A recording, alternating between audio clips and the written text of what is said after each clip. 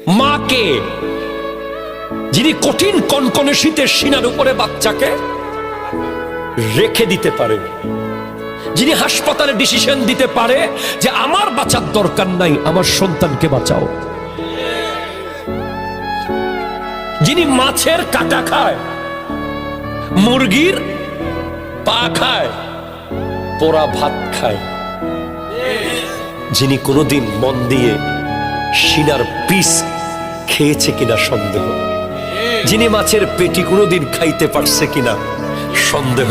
যিনি কোনোদিন ডেকসির উপরের প্রথম ভাতগুলো খেতে পেরেছে কিনা সন্দেহ, যার পা ফেটে চৌচির হয়ে যায়,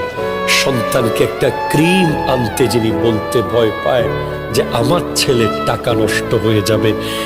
এই হলো মা।